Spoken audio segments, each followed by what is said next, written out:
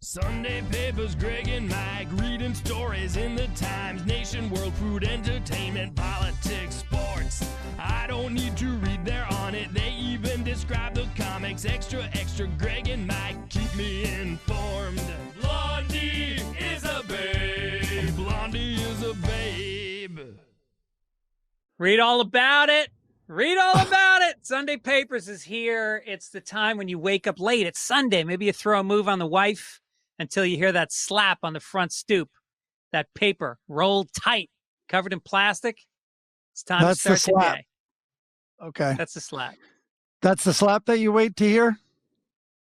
And then you hop off the wife? Hop off the wife. Were you a morning sex guy, or are you a morning sex guy? I masturbate in the morning.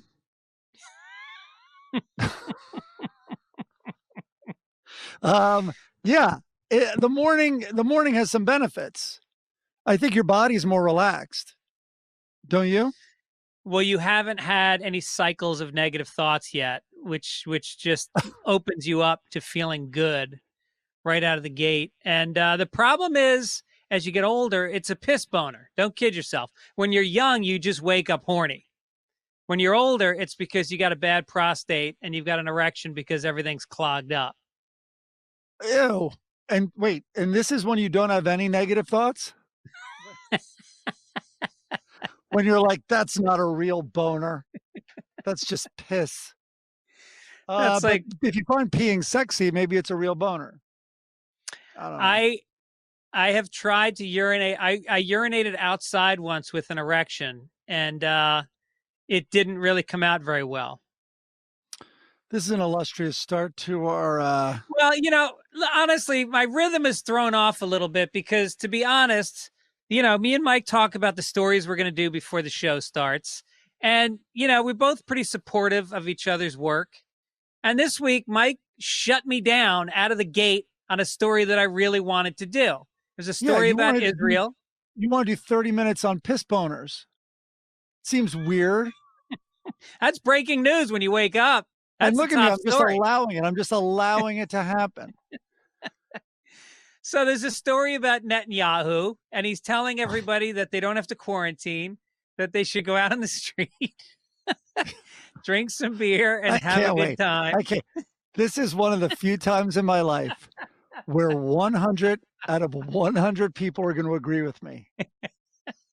So I say, we're pretty heavy. I don't really see much in the Israel story. And he goes, it's a shame because I really do like this one joke. I'm like, meanwhile, I didn't remember reading a joke. So I was like, what joke is that? Well, the joke is he's telling everyone to have a good time. And you know the guy likes to have a good time. He literally has Yahoo in his name. Netanyahu.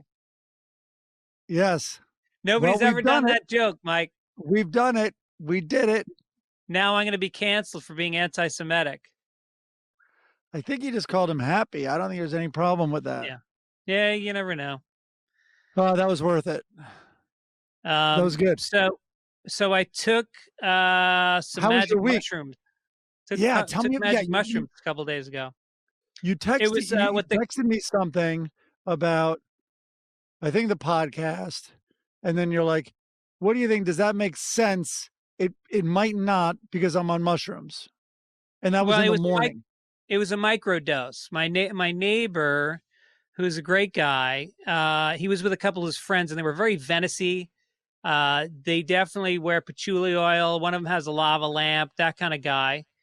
And he's telling me about how he's developed these capsules that have micro doses of mushrooms, but it's also got other homeopathic stuff, and he's trying to patent it. And he wants me to try it because not too many people have tried it yet. So I took them, and I felt fucking great. Well, they give you energy, first of all. Yeah, I mean, you might have noticed the amount of emails I sent you that day because we're getting ready for the this week. We're announcing our Thursday papers is coming out for the first time, and I was working my ass off on it that day, and I was very productive. Yeah. Well, if you know, we've talked about, what is it called, Michael Pollan, changing your mind. Changing your mind. It's, there's sort of no debate. There are benefits. Yeah. And I guess it's finding the right amount and all that. And so those guys were microdosing, your neighbor? He was waiting for me to do it. I was the guinea pig, and he kept texting me all day. How's it going? How's it feel? And I think he's going to do it now. Let's get the sober guy to test this out for us.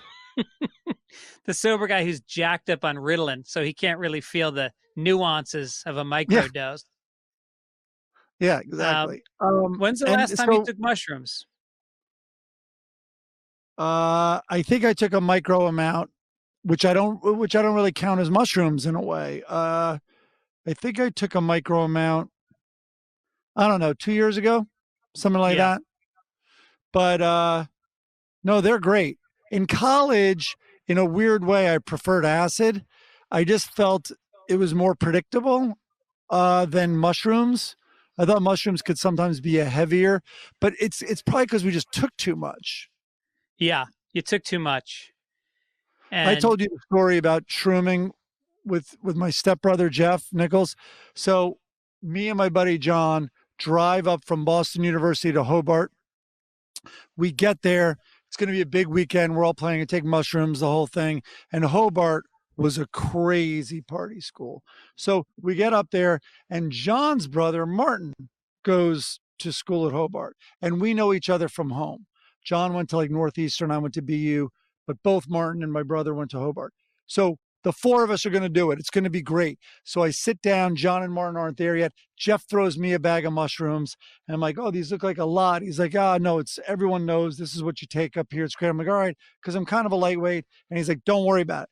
So we start eating them. I'm like, where are those guys? And he's like, I don't know. And they were running late. So we finished the whole bag. I'm almost finished the whole bag. And those guys come in. And all of a sudden, Jeff's like, wait, spit that out. And I'm like, what? He's like, spit it out of your fucking mouth. And I'm like, what? And so one bag was for Jeff and me, and one bag was for Martin and John. Oh, and shit. We just ate twice the amount we were supposed to eat. Well, fast forward to I had to leave a restaurant. My whole face was soaking wet. I was laughing so hard. I was crying. Yeah. And what happened was, chicken wings came. It was something like, what do they do with the rest of the chickens? It was, something that'll translate now. And then I went into the bathroom. And when I went, it's because only things that happen when you're shrooming. I then went into the bathroom, stall open, father teaching his son to wipe. And I walk in on the moment like, so when you still see some, that means you got to do it again. I'm like, bah!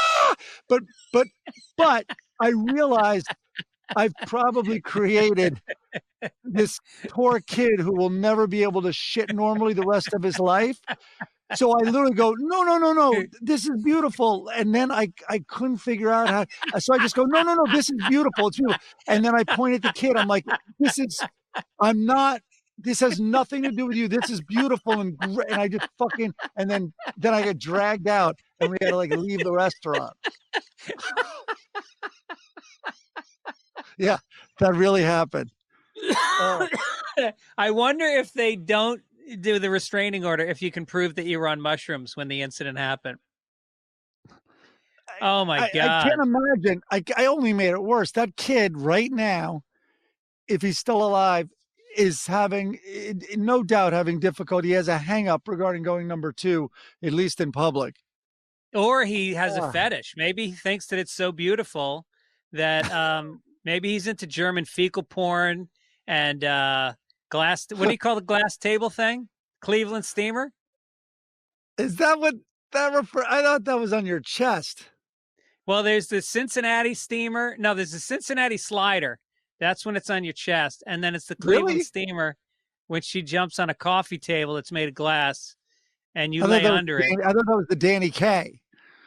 Danny Kaye did it. So did the guy from Hogan's Heroes. He did a lot, that guy. Yeah. All right. Well, this is a scatological start to we've covered peeing. Now we've covered shitting. Yeah.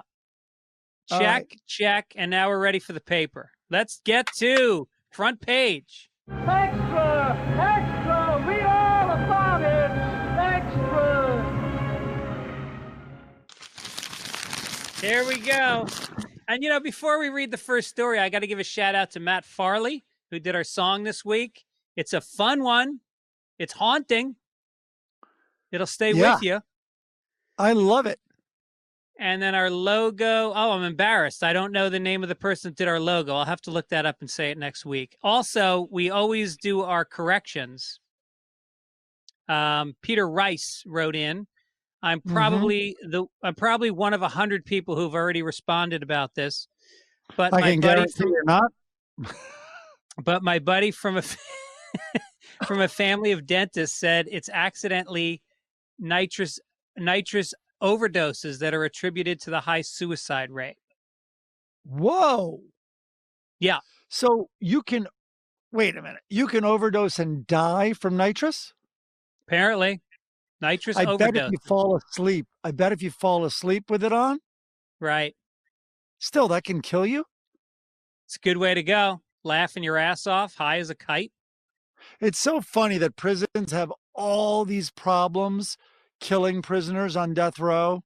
Yeah. And they suffer, and it's like it just seems they're overthinking it, I think. People die accidentally constantly with no pain. Yeah. Right. I mean, leave a guy a porno magazine and a noose in his cell. See what happens. Yeah. Or why not just drive a car into the room? Fine. Try your injections, but just have a car going at the same time. Like, what's the problem? Yeah. Find an angry student that wears a hoodie all day. Give him an AK-47. He's got a new roommate. The prison has 4 stories. Put the cot on the roof. Inject them. Yeah, it looks like it's working. Also, we're just going to flip you off the roof. Yeah. That's all. You and the cot are going to fly down 4 stories. Hopefully the injection works before you hit. I used to have a joke about, California is so partisan now. Nobody can agree on anything, like the death penalty. It's legal, but we never use it in California. Can't we come up with a compromise? What about like a solar-powered electric chair? Just some guy sitting in a field with a panel over his head. Dude, when those clouds roll out, you're a dead man. Yeah. Well, I think a lot of people had jokes about unsuccessful suicide attempts with Priuses in their garage. And you know why they're killing themselves, too, in that joke. Yeah. All right, so our first story. Thank you for the letter, though. I didn't know that about dentists. Yep. Peter Rice. By the way, if you want to write us, it's fitzdogradio@gmail.com. I share all the letters with Mike that come in, and we respond to every single one. Or should I say, I respond to every single one. Do you ever respond, Mike? Well, it's tricky because I don't like responding to you, and you're the one that sends them to me. I should respond, of course. There's no excuse. So let me start responding. All right. Same with Twitter. I got to do that too. Yeah. All right. An eagle-eyed viewer noticed something on the broadcast journalist Victoria Price's neck during a televised segment last month. Woman sent her a short, cryptic email, quote, "Just saw your news report. What concerned me is the lump on your neck. Please have your thyroid checked. Reminds me of my neck," she said. "Mine turned out to be cancer." Ms. Price heeded the advice. A week later, she saw her doctor, and turns out she has thyroid cancer. The woman saved her life. She had scheduled to have surgery on Monday to remove the tumor. Saved her life. Man. Well, I remember people writing in and concerned about my voice, especially after Adam Yauch died of throat cancer. Right. So, and they're right. I have something wrong with mine. I have to keep an eye on it for sure. I have a bump on my leg. Should I show people the bump on my leg? Oh, yeah, absolutely. Let's get sexy on Sunday Papers. That's not going to happen, but so it's on my shin. It's just a bump. I can't. Anyway, there's a bump here. My legs aren't as white. So it's on my bone. Like if I move my skin, the bump doesn't move. It's on my bone. And I don't remember a trauma, but I also don't remember, and it's not like a drunk joke, but I don't remember sometimes bumping into shit. Like, so I don't remember a trauma, as they would say, to the leg, but there's a bump there. So Wow. what is it? Everybody write in bone cancer at the same time. I got a hemorrhoid. Huh. Please tell me it's on your leg. I'm wondering what else viewers are going to spot on her. You got to, she'll know if she has breast cancer because she's pretty hot. Guys are definitely checking her out. If you want to look at her picture online, it's Victoria Price. Very pretty. We wish her luck. Good luck, Victoria. I'm sure a ton of guys have offered to observe her self-breast exam just to make sure she's safe. Yes.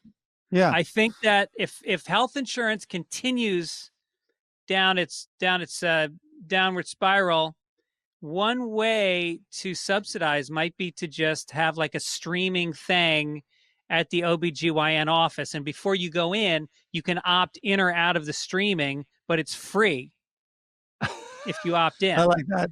That's a good plan. I like that.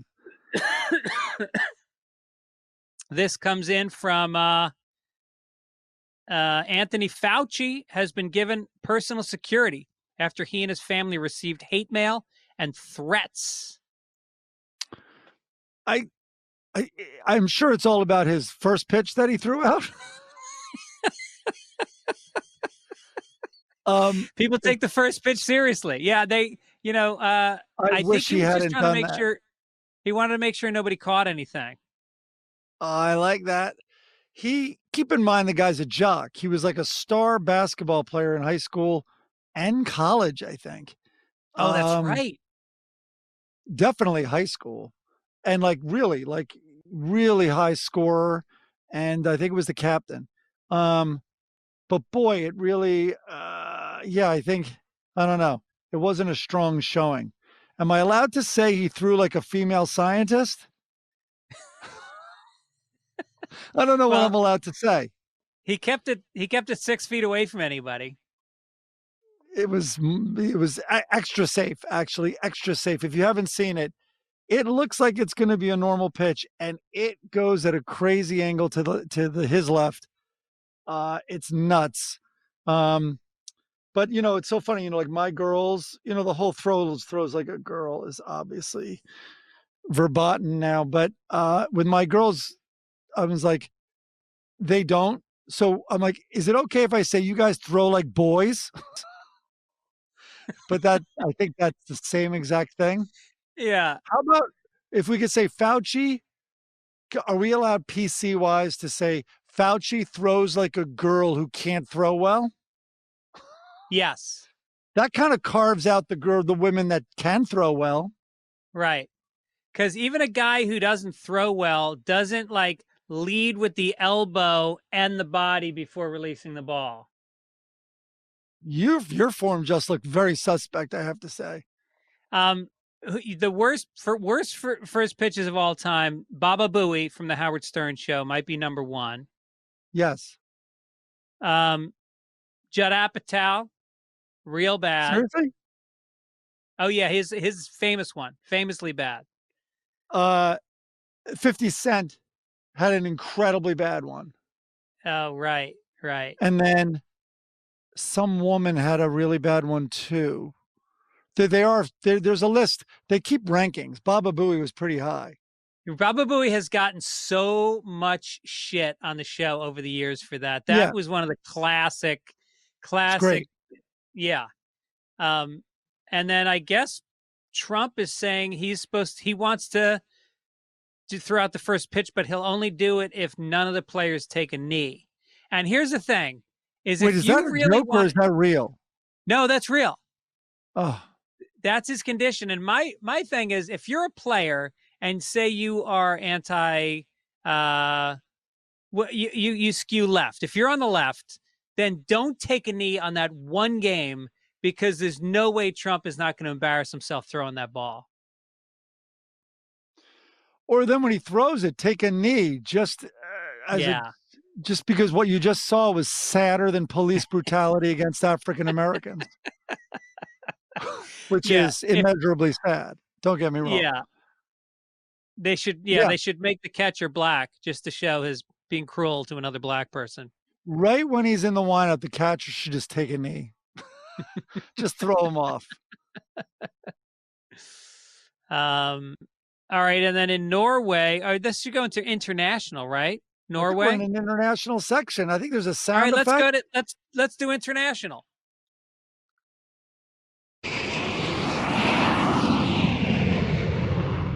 Look at it. That There sounded we go. strong. Smooth new production today.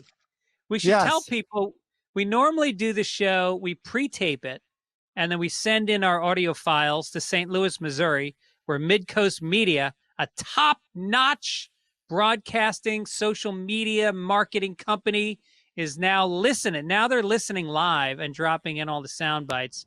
So welcome, Midcoast Media, into our studio. Midcoast is a weird name. Well, they're in St. Louis. Keep going. All right, so Norway has... So, wait a minute. What does St. Louis have to do with Mid-Coast? They're between the two coasts. Oh, Although all right. Mid-Coast really should mean halfway up the coast, shouldn't it? Yeah, like Mid-Atlantic, right? Right. Okay, yeah, it doesn't make never mind. sense. There was probably one of those things where they were looking for the name of a company based on what URLs were still available at GoDaddy. And they're like, they saw and Mid-Coast and they just wrapped their heads around it. Like, hey, John, you think Mid-Coast is taken? He's like, I have a feeling it definitely not in St. Louis. It definitely available in Missouri. I don't think people refer to the mighty Mississippi as Mid-Coast. Right. Yeah. They could have just, it could have been Arch. Yeah. You know, St. Louis is Sandy that Atoll. Sandy Atoll Media. Huh? I remember being at St. Louis and I was like, I had a friend there and I was like, all right, show me the sights. So he brings me to the Arch and I go, what the fuck is this? And he goes, it's the Arch. I go, what's so great about this? He goes, it's the gateway to the West. I said, do you realize you could put this hoop anywhere in the country and stand just east of it? It would still be the gateway to the West. Good one. I like it. No in Norway, comment. Yeah. They reimposed quarantine on arrivals from Spain over a spike in corona cases, but said that such restrictions would not apply to Tom Cruise. The Mission Impossible crew will be allowed to enter the country in the autumn to film scenes for the 7th installment of the action franchise. Without so that quarantine. was a real thing. Norway said nobody from Spain. Tom Cruise is okay. Yeah. I think that's a good immigration policy. Like, why wouldn't you have that? Every country should say that. I think Tom Cruise has a lot of asterisks next to his name. Yeah. You know, there's a lot, maybe I like him because it's a reaction to how easy he is to dismiss and not like. But we've talked about this. What was that movie he did, Edge of Tomorrow? And it was Groundhog's Day, but very much in a video game fashion, where each time he learned about how he died and how not to die, and he kept getting further and further. I loved that movie. And, we both were like, the guy, no matter how you slice it, that guy's a movie star. That was a great fucking movie. And the stunts that he did at his age, the shape he had to be in to continually do the stunts, and that, it was mind-boggling. So I'm not really supposed to talk out of school, but on James Corden on the Late Late Show, we did a piece with him, and it was actually after I had already left. But the guys told me he's going skydiving with Tom Cruise, a typical late night sort of remote piece, and so when they got up there, he had already gone, which the show did not know about, on a test drop. He already did one. And then he personally picked out the guy who would go tandem that he felt would be best for Corden. And then he did it. And then they jumped. And then I believe he wanted to do it again to get better coverage. Wow. So he made James, who was so dead set against it, jump out of a plane twice. It was meanwhile Tom's third jump that day. Wow. He's like all in on whatever he's doing. Yeah. They could have shot a segment in the closet where you are right now. Him and James. Oh, they both have families and children, Greg. Don't know what you're talking about. That seems queer. In Germany, German sniffer dogs show promise at detecting coronavirus. They were able to positively detect SARS-CoV-2, which is what it's called, infected secretions with a 94% success rate. Crazy. But like the poor dogs, first of all dogs, their sense of smell is so incredibly heightened. And most owners are smelling worse than ever during this lockdown. Aren't people like showering every 3 days? So dogs have to, and not only no one's leaving the house isn't getting fresh air. Poor dogs. And now they're going to be forced to smell all these sick people. I think the dogs get a short end of the stick on that. Yeah, the German Shepherd is really has been really put through a bad life. First of all, you got to bark and bite protesters. Yeah, you have to. They've been trained. They've been trained for 50 years. They're like, "Yup, Jewish." Like, no, we're not asking that anymore. We're asking, no, that's black. This is a black guy. No. We're asking if they have the virus. The fucking dogs, man. How long do it take to breed that out of them? Their instincts. I know. We got your test results back. You have COVID and you're Jewish. And you are a big believer in the Bill of Rights. So congratulations on 2 of those, maybe. All right. Should we do some international news? We're already in international, you space cadet. Reindeer herders. Russian science. Hold on. Didn't you mushrooms this morning? Didn't you have a monkey story? Yeah, there's one about these monkeys. All right, wait. Just to pull back the curtain. We normally don't share stories with each other before the podcast. And you're like, what do you got? You just read 2 of my stories, although you wouldn't know it because I didn't have great jokes. But you just read the Fauci and the dog sniffing and Tom Cruise. Yeah. But your story was about monkeys. I'm remembering. I didn't write it down. Yeah, just so people know, this is a whole new way of doing things, and we're adjusting. You might notice differences in this week's Sunday papers. Yeah, less funny. The more prepared we are, the worse the show is. 100%. I couldn't agree more. There's a town in Lopburi, Thailand, where these monkeys, they're these special kind of crab-eating macaques. Is that how you say it? Macaques? Macaws, maybe? Maybe macaws. I think you can still stick with macaque. Sounds Irish. Yeah. These things are so aggressive because there's less tourists and the tourists used to feed them that now they are just fucking attacking everybody. Like if you have any food or drink, if you have earrings, they're ripping them off your ears because they're shiny. And they've taken over the town. Like businesses are closing. Yeah, no, I heard it's crazy. So how do you think they're going to, because tourism's not going to be enough to sustain them and kind of keep them fed, which is what exterminators say a lot of times. It's like, sometimes you want to like keep the infestation fed so it stays out of your apartment. Like, in other words, they give them food to take back, obviously poisonous too, but it's a delicate balance. Have you heard of these historical cases? Have you heard of the Cobra effect? No.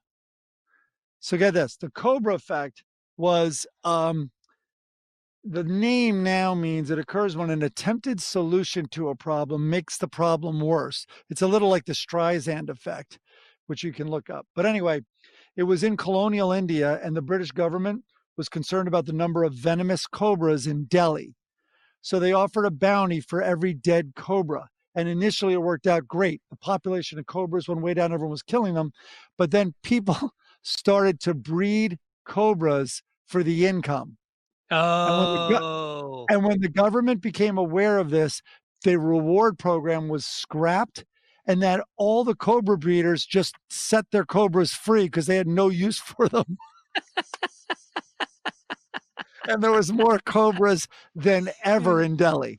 So dude, same thing happened. Yeah. It's like the final scene in Apocalypse Now when they finally find Marlon Brando, and he's describing how when the foreigners came in and they inoculated all the native people against whatever it was they were inoculating them against, rather than have the colonists come in and do anything for them, they chopped off the arms of the people that had been inoculated, which led to him finally saying, "The horror." Oh, I forgot that detail. Yeah. There's two other quickly. Rats in Vietnam was one. It was such an infestation that they said they put out a bounty to people, and you would need to prove that you killed a rat by producing the rat's tail. And then, but colonial officials, however, began, I wrote this down, noticing that rats in Hanoi, all the rats soon had no tails. And the Vietnamese rat catchers would capture the rats, sever their tails, and then release them so they could procreate and produce more rats with tails. Oh, wow. Yep. And then the Chinese. So I guess this has happened everywhere for millennia. Like, so also there's one called the Chinese for Pest Campaign. And it's when Mao Zedong wanted to get rid of mosquitoes, rodents, flies, and sparrows responsible for the transmission of disease. So the policy wiped out sparrows, but also became a contributor to the Great Chinese Famine because the absence of sparrows led to an insect infestation and massive crop loss. Whoa. Yeah. So watch out, monkeys in Thailand. Watch what you do. You're going to throw off a delicate balance. Well, there was a book by Cormac McCarthy called, I think it was Blood Meridian. And it was all about these Americans that were sent into Mexico to round up the Indians, and they were paid per scalp. So it was actually the Americans cutting the scalps off the Indians, and they were supposed to be getting, any of the outlaw Indians, but they suddenly started showing up with like little tiny scalps. Oh, yeah. Little Outlaws? Brutal book.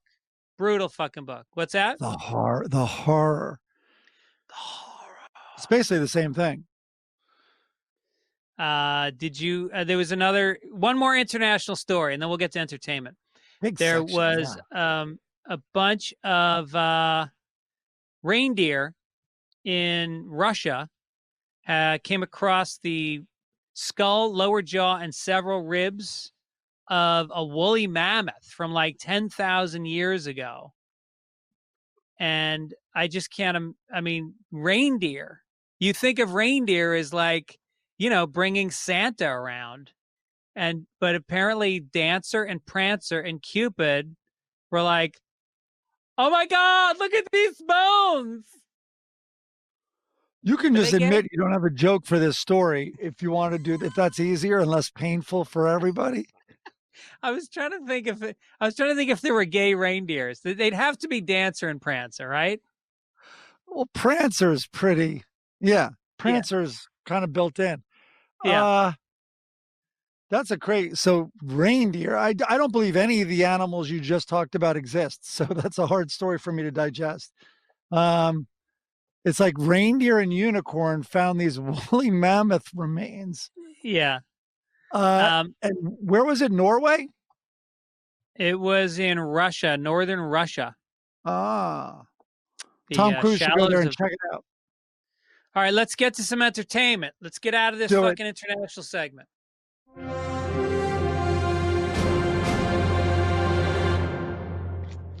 Oh. What do you got? I'm not used to hearing these stings. So we as you know, every week we try to watch a movie. We tell you guys in advance to watch it so you can share in and dissecting it with us. I don't think we told people to watch this though this week, did we? No, I think I forgot to bring it up last week. I had seen it last week, but I watched it again this week. It's called Mucho Mucho Amor. The subtitle is The Legend of Walter Mercado. It's on Netflix. So I saw it. There it is. Look at them. So that is a man. And by the way, that there's more feminine, as you know, looking. He's really believably asexual, agender, I guess. I mean, and asexual. But anyway, it's on Netflix. Does A stand for ass? I saw it in my documentary queue or whatever. Just decided to watch it. Told you about it last week. Knew you were watching it. Watched it again. It has 100% on Rotten Tomatoes. Did you know that? Wow. There's a list, by the way. There's like a Wikipedia page of the 100%. Don't get too excited. Jesus Christ Superstar Live in Concert from 2018 also has 100%. But this, it may not deserve 100%, but I loved it. What did you think? It made me feel really good, and it made me realize, like, I fucking missed something big. Like, during my lifetime. Totally. You realize there's so many different cultures going on in our world, and that Joey Diaz has talked about this guy and about how growing up in a Latino household, like, this guy was like they describe in the documentary, when he was on TV, you shut the fuck up and you sat down and you listened because you wanted to hear what your horoscope was. Yeah, so this guy was on some show. He's from Puerto Rico, an actor, and then he got involved in some TV channel, and then something went wrong. I love stories like this. Something went wrong with production or whatever, and they're like, hey, Walter, can you get in front of the camera and just do horoscopes? You just have to fill. We just need like 5 minutes. And I think that was the story, right? Like, you just have to fill. You tell everybody their horoscopes behind the scenes here. Just do that. While he was on air, the phone bank lit up. The guy that night comes down. It's live. Comes down and goes, you are doing the same thing tomorrow night, because that's the most calls we've ever received. Does it the next night. And within like a month, I think it was moved. He got his own show in an hour.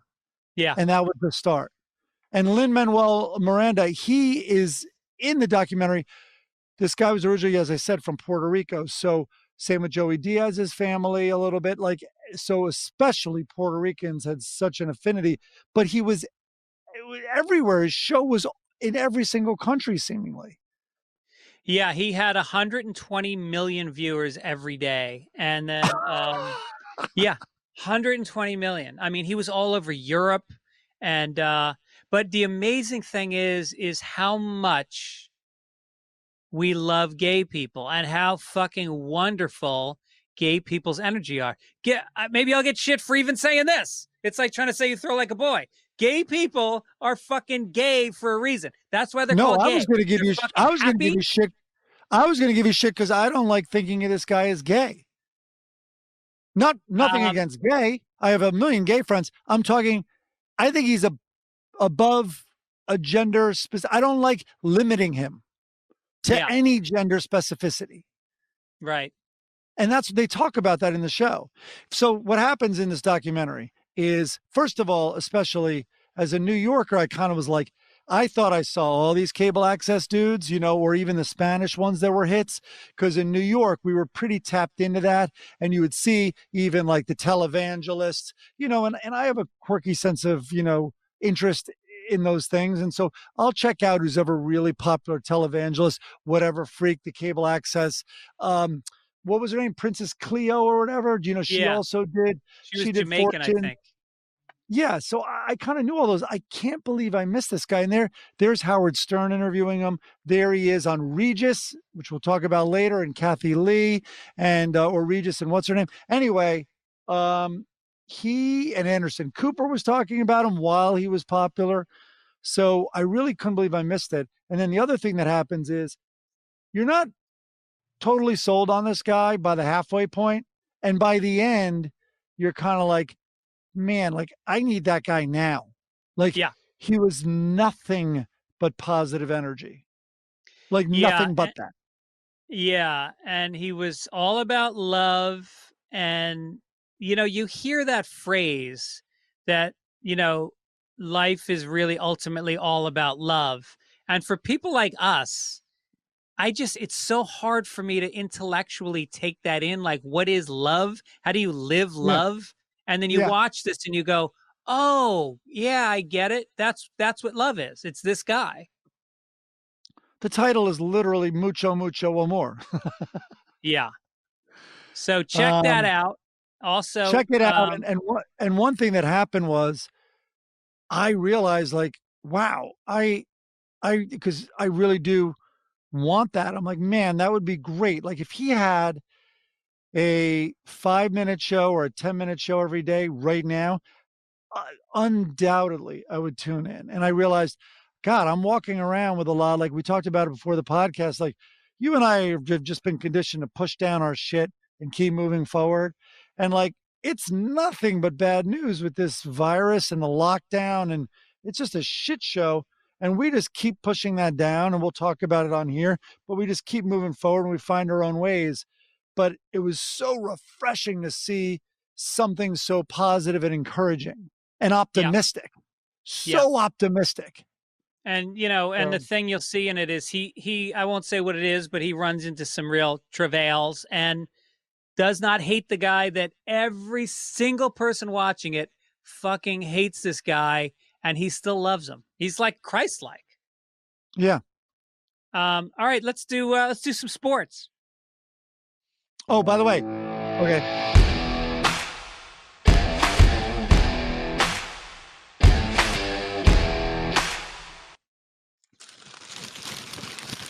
Top So, by story the in way, sports. Yeah. before sports, I know we're getting used to this, but we're a mess anyway. I did start watching Fear City, the mob versus New York. Have you started that? No. Writing it That down. queued up after Mucho Mucho Amor, and a lot of scenes on your block where you lived. On Mulberry Street? Yes, on Mulberry, because it is a very well done documentary. I've only seen the first episode, so we'll talk about it next week. Maybe that's the assignment. Everybody watch Fear City on Netflix. Okay. Into sport. What do you got for sports? Well, this was a nice story this week that Brody Stevens, you know, who we knew very well, and who committed suicide about a year ago, a little over a year ago. Anyway, the Dodger game, the first game of the season, I guess a lot of stadiums are putting cutouts of people, and they put a cutout of Brody Stevens in Dodger Stadium. And it kind of, I think it trended here in Los Angeles as well, just because he's an LA character. But you hadn't seen that. We talked before the podcast, but you hadn't seen that. There he is. Wow. And by the way, that's so great.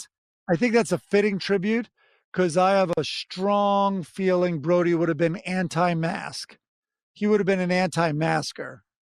You think so? That's just my feeling. Yeah. Yeah, I do. Yeah. Yeah. Uncross your arms. Negative energy. Take off the mask. I can't see you smiling. Yes. 818 Yes. till he died. But that was really cool. Like all of a sudden the Dodgers put that on, on TV. Yeah, I don't know who else. How else does that work? Are they all like fan supported cutouts? Do people like drop them off? How do they decide who sits in the audience? I don't know how any of that works. Okay. I don't think all of them are dead. That would be that would be morbid. really smart, is if you can pay to have a cutout put in there of you or your friend or a dead relative or whoever. That would be a way to make up for the ticket sales they're losing. Yeah, I guess it's like naming a star or something like that. You do a thing, Yeah. maybe your grandparents kissing for the kiss cam. Maybe. You send an embarrassing picture, like you showing your hemorrhoid. I would send that into them. I'm like, watch the game tonight. They can't reject it because I've paid for that placement. Yeah, you put up the worst picture you can of your ex. Yeah. I remember my mom and my aunt have this running thing where they bust each other's balls on their birthdays, and they live in the same town. And so my mother she got these pictures of my aunt, and she had just woken up and she had cream on her face and her hair is all fucked up. Somehow my mom got a picture of that and she blew it up and she made about 30 of them. And then she said, "Wish Dolores a happy 60th birthday." She was 53 and she hung them up all over town. That's a double whammy. That's fantastic. That's great. Anything else in sports? Sure. It's sort of a sports story. It's really not, but I love this headline. They determined that the virus can jump 26 feet. It was on Bloomberg. And cold and stale air conditions allowed the coronavirus particles to travel more than 8 meters at a German slaughterhouse, a study showed, giving insight into how the meat plants turned into hotspots for infections across the world. Jesus. But also, it's like, imagine butchering animals in the one place that like airborne disease can jump the furthest. It's like a perfect storm. Right. Right. 26 and it's feet, no slouch. Yeah, it's Germany too, so everything just performs at a much higher level. They're overachievers. Even their coronavirus. Anti-Semitism jumped over 200 miles in Germany. We all know that.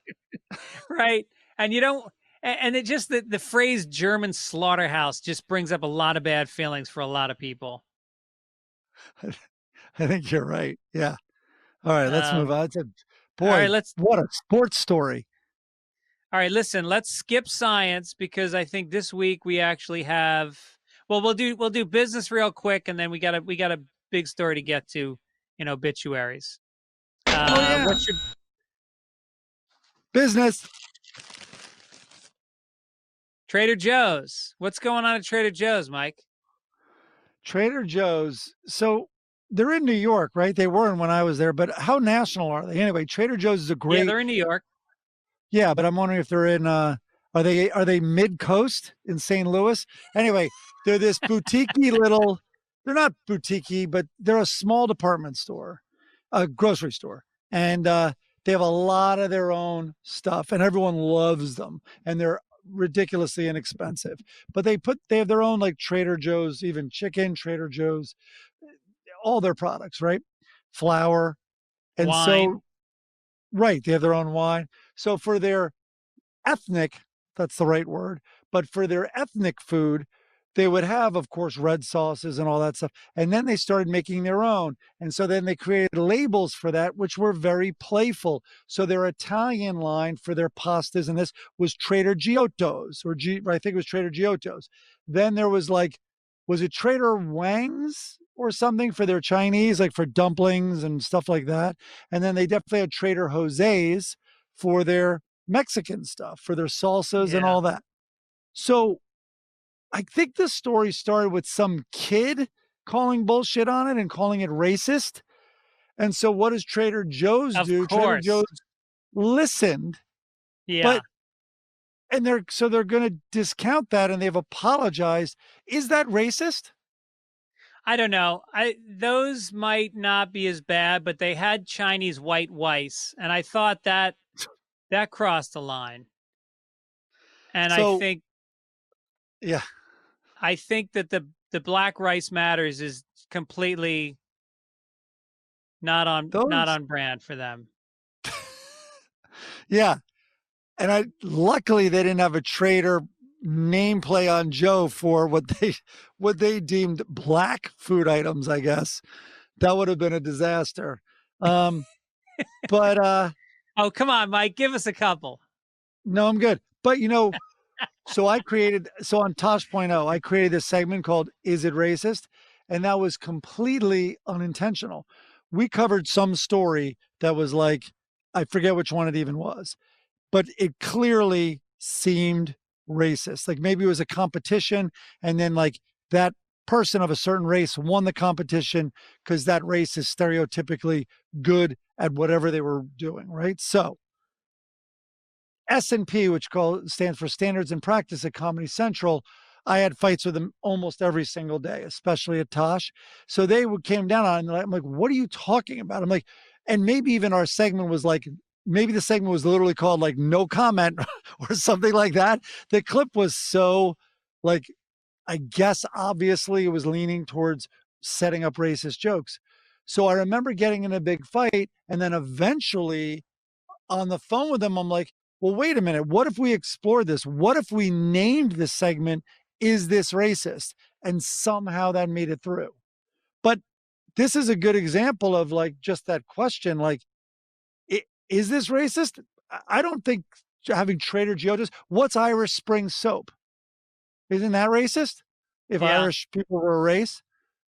Why? Because we're dirty? So it had to be a soap for us? No, but that's what I mean. Irish Spring is like Irish Spring. You know, whatever the slogan is, like about getting Irish clean. Who the fuck knows what it is? Oh, but, yeah. What was it? But it's playful. Yeah. Right. Lucky Charms? Well, what about though, Taco Bell Run for the Border? Remember that? I thought it was Run for the Bathroom. Is it Run for the Border? Well, you got to hit the bathroom on the way to the border. Yeah. Which way are they? Wait, which way are people running towards the border? Does that mean you're an American and you want such authentic tasting Mexican? You run south towards the border? I think that in a perfect world, that's what they meant, but they're obviously playing off of Mexicans running across the border. Or maybe it means our shitty food is so inauthentic. Mexicans, if you want some, run for the border, run north, because we Americans have figured out how to ruin your food. Right.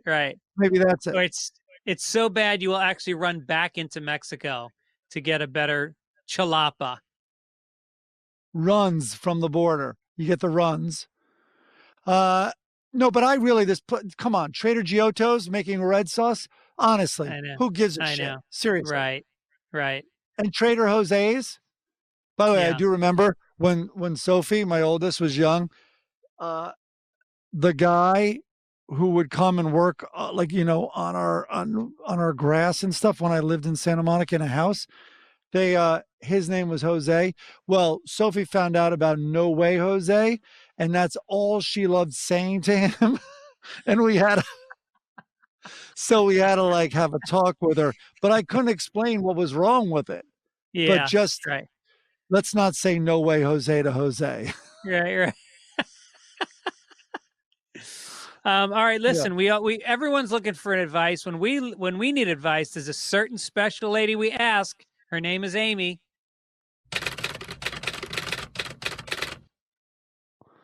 That was a weird intro. We really don't ask her, but okay. We don't ask her. Other people ask her.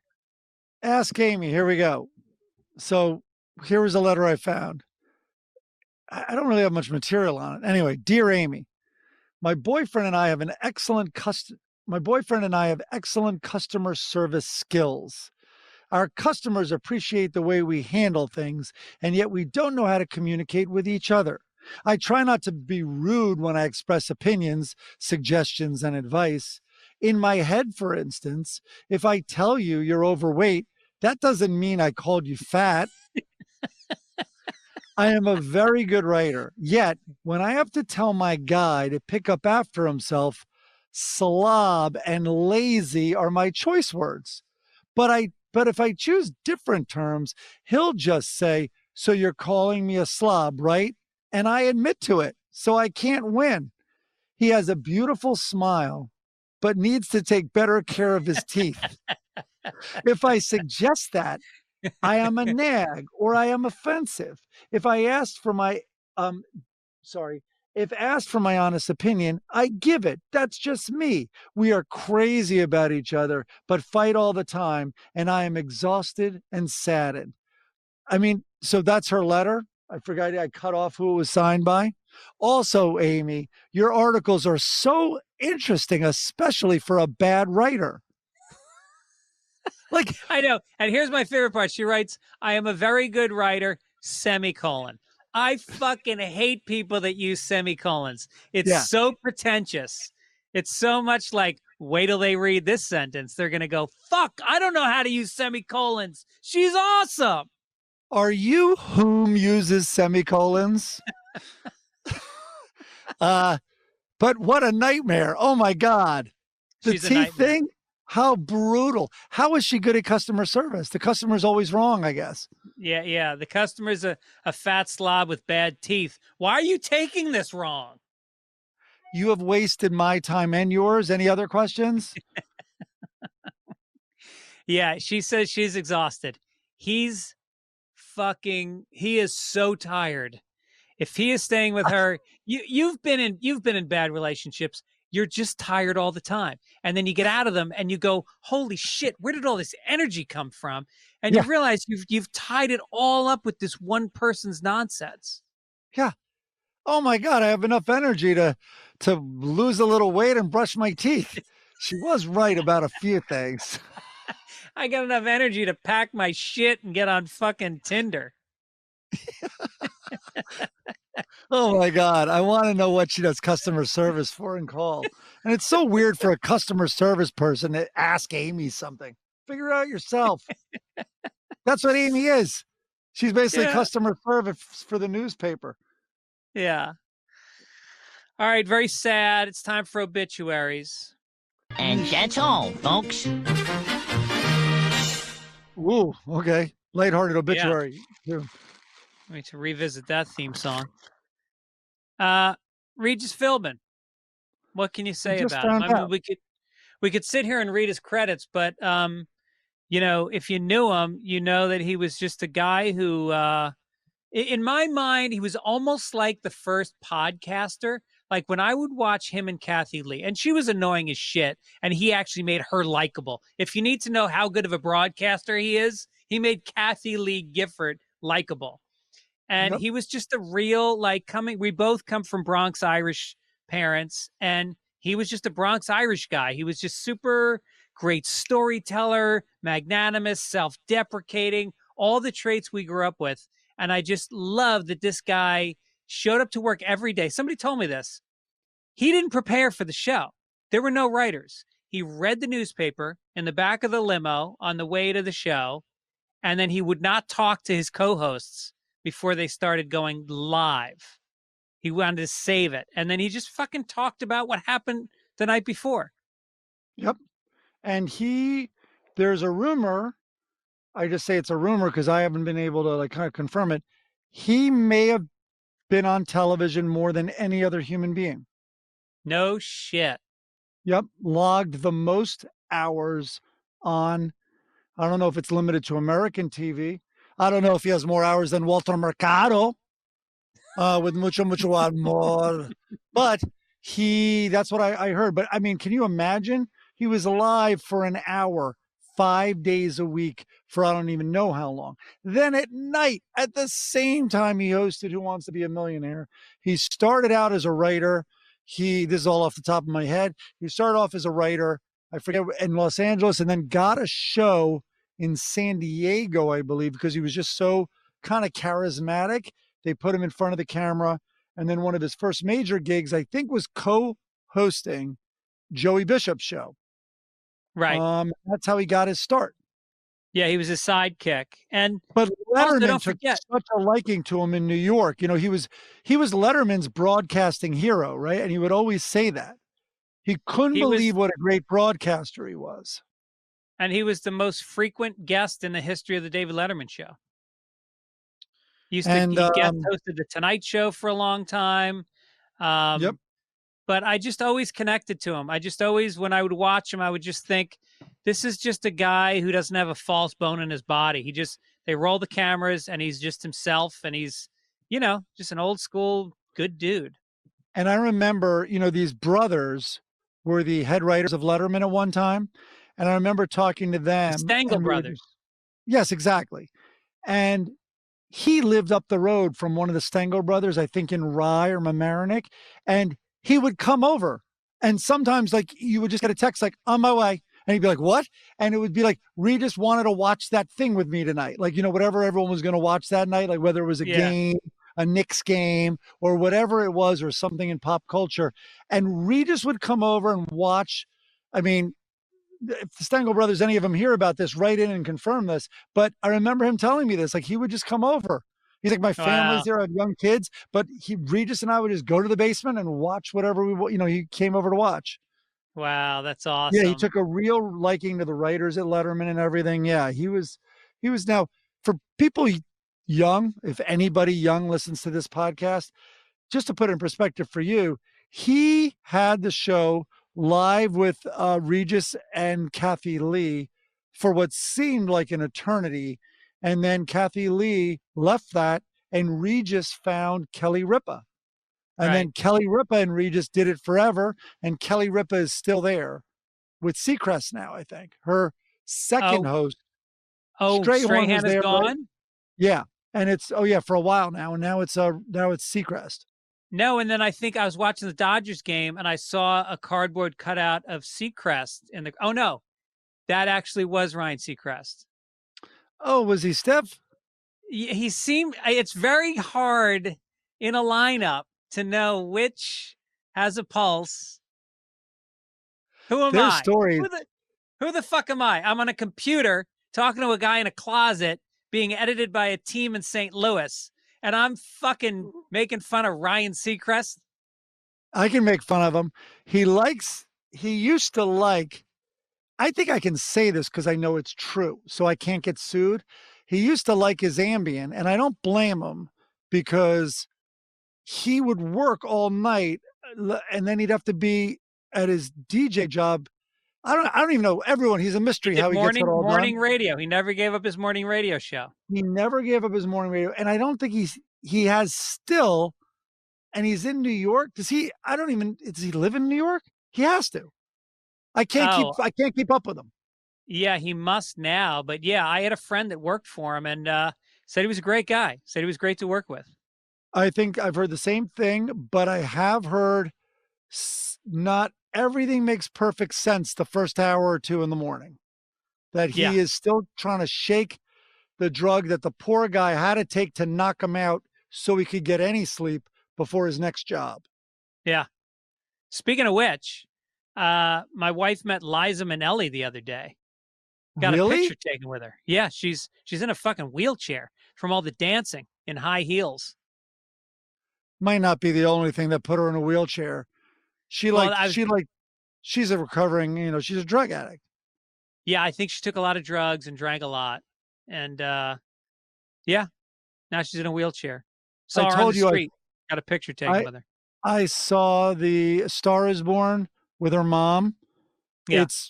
It's unbelievable how similar they are. Yeah, yeah. That's cool. So is that going to be Erin's Christmas card? Just without you? She goes without the family? Just with a gay icon? She is the family. I mean, without her, we are just a bunch of fucking losers. We're all lazy. She gets us to do things. God bless her. She should put out her own Christmas card. Fuck us. All right, we got to cheer up after the obituaries. Let's do the Sunday funnies, Mike. Let's do it. Start now. That's a weird sound effect. Yeah, because there's usually no laughing. What do we got? Let's start off with Hagar the Horrible. Hagar, whatever you want to call him. Don't call him good to women. And this one, he is sitting, his wife is sitting with a friend. They're having some coffee. Hagar's in the background. And the wife, Helga's friend says, my husband gives me an allowance. Helga goes, that's nice. And then the friend goes, I know. It's like I'm being paid to plan my own escape. And Helga's mouth goes into a circle like, oh, we can do that?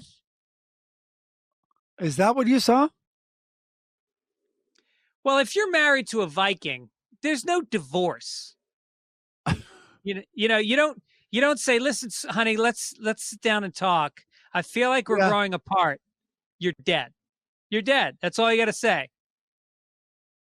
Yeah, I didn't take her mouth there. I just saw it on the screen. I didn't take I don't know. I don't know if that was I think it was just like she wouldn't still be smiling. I don't know.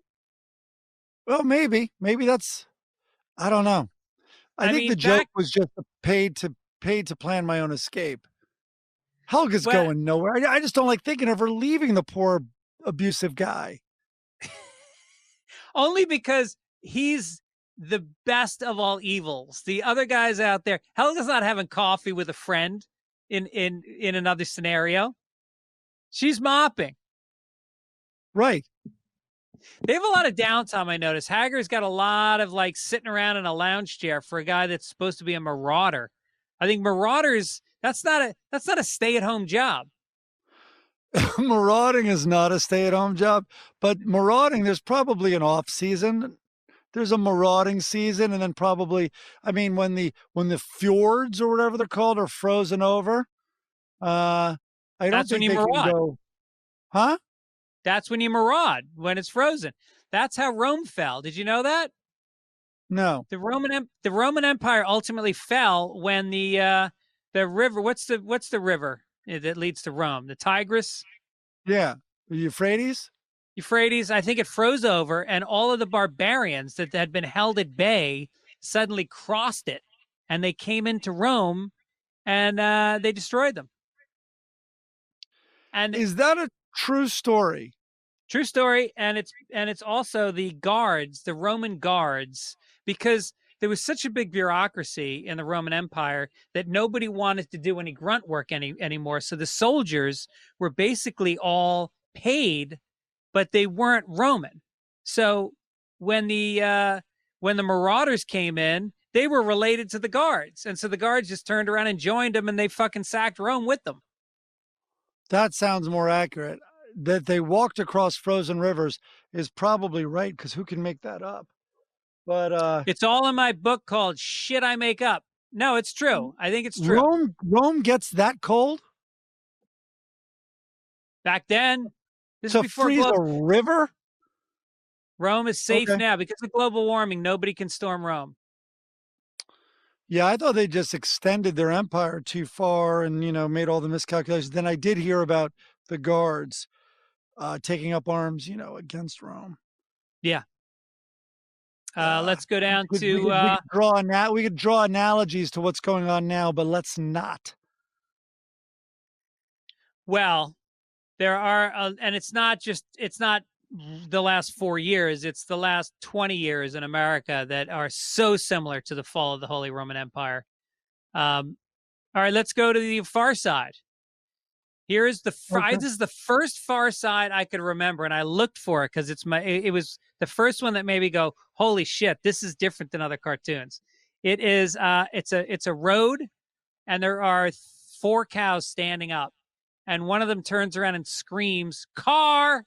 And then all of a sudden the cows all get on all fours, start grazing. Car drives by. Third frame, they're all standing up again. It's funny. I looked at it really quickly and I thought it was another famous car one that he did. Have you ever seen the one where it's a car full of cows driving by a field of humans, and out the window they go, yakety, yakety, yak, yakety, yak. That was my favorite one. That was the first Far Side I remember seeing. Oh my God. Can you imagine the writer of the Family Circus reading that particular cartoon and not putting a bullet in his own head? I'm confounded by it. Or not like, I should give this money to charity. All of it. And more. Here's another guy who loves his wife, Andy Capp. Andy Capp is leaning against a fence talking to his neighbor who's smoking a pipe, real fucking relaxed, while his wife is carrying a giant trash can filled with stinky garbage, and she's huffing and puffing and leaning backwards to haul it out. And he casually says to his friend, that's one job I don't let her do on her own. She puts it out, I bring it in. Yeah. Isn't he sweet? What's the joke? That he brings it in empty? Yeah, they collect it, and then he brings the empty can in. Yeah. I just love that. The thing about these comics is not only are the guys shitty husbands and their wives have to do everything, they then shit on them. Then there's a commentary about how shitty the wife is while Yeah. she's doing it. I was like, wait, where's the dent in the can from where he's going to laugh about beating his wife with the can? The bar has been so raised on the domestic abuse in that household. No, if you look at the can, yeah. there's bloody gauze pads just falling out of the side of the can. She has to take out the bloody sheets if the idiot goes to bed still bleeding from the contusion on her head. I make her take that shit out. Yeah. Just tell the neighbors it's a tampon. It's time, Mike. It's time for your favorite. Okay. Brace yourself. Little family circus. Yeah, I have it here, but I think they're going to put it up. Which one is it? There you go. So it's a little kid standing in front of a window. The girl, you can see the curtains are billowing. I love, by the way, that like you refuse to learn their names after months and months of doing this every week. I will not. First of all, I'm awful with names anyway. You know her name? I don't. Right. It doesn't matter, by the way. And so she's standing in front of the billowing curtains, and then she is yelling off screen and yells, "The curtains are breathing in and out." So I've asked myself, what's the objective? What is, when he puts the pen on the paper, what is his objective to make someone laugh?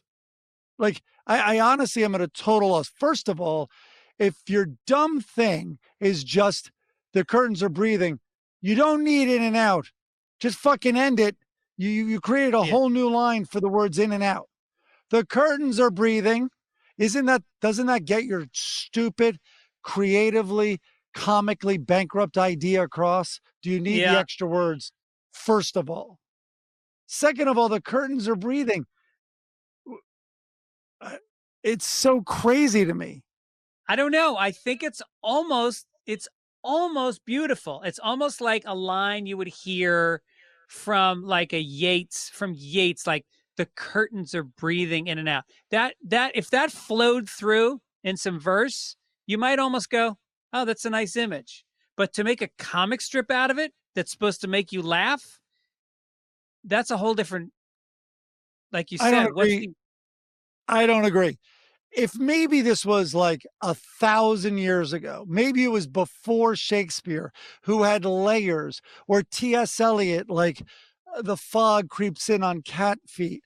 Like the curtains are breathing. Seriously, it's not even on that level.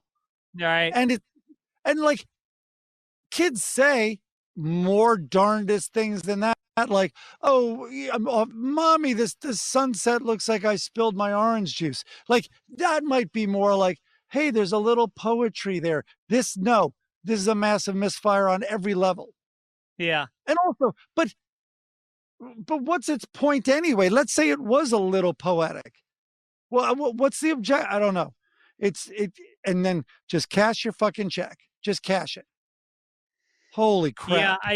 Yeah, by the way, a lot of people send us, there's a strip where they take Family Circus lines and they switch them with Nietzsche quotations. That was I forget so what funny. it's called, but look it up. It's hysterical. And then someone sent us where the Far Side was accidentally in a real newspaper. The captions were switched, and it said it helped both comics in a funny way. Yeah, right. Oh, yeah, let's read that next week. I actually want to read that. It was funny. Yeah. And then I have this Charles Adams books. We keep mentioning it, but this Charles Adams book is amazing. And he's just really dark. The video feed on my thing is reversed, but like, he's just so funny and dark. So I think we're going to start doing those. So I'll single them out and he created the Addams Family, obviously. But he has a lot of these animal ones as well. I showed you the one where the 2 unicorns missed Noah's Ark and stuff like that. And he has the guys on a deserted island. And then he has famous ones of a guy always imagining his wife dying wherever they are. Like they go to the Colosseum in Rome, and then his thought bubble is her being chased by tigers and lions out there. And then I'll try to show this one. This is the famous one where they're in a canoe and they're fishing. And in the reflection, you see him beating her over the head with his oar. And this is from the 50s and 60s in the New Yorker. It's so great. But he's a real precursor. This is like all these cartoons, they were written by guys, back in even the 40s. Like some of these Blondie ones go back to the 40s. When people got married at 21, usually because they were pregnant, divorce was not allowed, and you wanted to fucking kill your wife, and your wife wanted to kill you, and you couldn't divorce. So you had to read these cartoons because it was such a great outlet. Yeah. I guess so. Yeah. And the New Yorker had a lot of those. All right. Now, so what do we got? We got a little Blondie to round it out. That's what I'm waiting for. Now, Blondie, here's one. Dagwood, like a fucking champ. He's walking with Herb. Herb is his friend. And he says, Blondie says I don't kiss her with enough enthusiasm when I come home evenings. And Herb goes, my wife complains too. Now Dagwood in the second frame says, I'll give Blondie a kiss this evening that she'll remember the rest of her life. Third frame, he's got Blondie horizontal, got his arms around her, giant smack written, his hat pops out. And the fourth frame, she's laying on the ground. He fucking did it. And she goes, that was a little better. But where's Dagwood? That's my question. There's no fifth frame. Because Dagwood, she's looking in the direction he came in the door. So he walks in, he initiates, he knocks her on her feet, off her feet, and then he fucking leaves. So he can go on the couch and eat a sandwich. What the fuck, Dagwood? You were there. You finally manned up. She asked for it. She's begging you for it. You start to give it to her, and then you don't fucking close. It's like you could have Andy Capp, and then the smack would mean something very different, but she'd be on her ass in that fourth frame also. And she'd be just as happy as Blondie is, because that means he still cares. Now, did she soil herself? What's going on there with the brown on her dress? It looks like she soiled herself. Like, yeah. Or is he that dirty? What explains that? Maybe he gave her a little Cincinnati steamer, Cincinnati slider. That's a little better. A Milwaukee Dopper? I'm just making one up now. From that Mid-Coast region, you know, there's a lot of sex terms from the Mid-Coast region. Yeah, let's find out what they do in St. Louis. The St. Louis bukkake. St. Louis trombone, probably, because it's very jazzy. All right, so we're gonna put it out to our listeners. Thursdays. This Thursday begins the Thursday papers. It's a little bonus. It's short. It's probably gonna be about 20 minutes each week. People have asked for more. They want it daily, but we can't do it. It's too much. I think we barely got by with this Sunday podcast. I know it's tough. Maybe it's because Don't we have letters? Didn't you have some letters or we already did that? Yeah. Hey, by the way, a lot of people, I should have said this then, a lot of people wrote in, they like the Jaws theory. Thank you. Right. A lot of people had Jaws theories as well. So I think what we're going to do on the Thursday paper is we're going to read some more of your letters. We're going to play some more of the theme songs, maybe go in depth on a couple that didn't quite make the cut, but are very amusing nonetheless. I'm going to read a Dear Abby. I think I'm going to put Abby on Thursdays. And we have other comics like the Lockhorns that we're going to cover. So tune in for the extra episode. Again, thank you guys for all the great feedback. Thank you for telling your friends about the podcast. Yeah. It literally grows every week. It's growing on YouTube. People are watching it more. Thank you. And And you're bowling Gibbons over. He's so excited. I'm so excited. Well, I just can't believe, people always gave me, they said such nice things about me on your podcast over the years, and that I was like, quote, brutally honest. And it's always because I just assumed no one was listening. I mean, Yeah. there's a couple of things going on. It's an intimate medium when I'm talking to you or anyone's talking to you on this podcast, but it's also, I really wouldn't think about it again after it went out. So, my guard was down, I guess. So Yeah. maybe my guard should be more up than it is. But anyway, thank you for listening. And so what helps us? Subscribing? Subscribe to it on iTunes. If you leave us comments and 5 stars, that helps us move up the rankings. And then it all snowballs. So, and then all of a sudden we're my favorite murder. All right. Ta-da! Thank you guys for listening. Thank you, Midcoast Media, for producing. Mike, have a great week. Yeah, watch that Mafia show on Netflix. Oh, right. And then don't forget, listen to Fitz Dog Radio and Childish, my other podcast with Allison Rosen. God bless. Take it up. All righty. Be safe. Be safe and healthy, everybody. Wrap it up. Put it in a bird cage. Get some shit on it. Throw it out back. Tape it to your windows. Become a shut-in. You hoarder. We'll see you next week. Bye-byes. God bless. Sunday papers, Greg and Mike reading stories in the Times, nation, world, food, entertainment, politics, sports. I don't need to read, they're on it. They even describe the comics extra, Greg.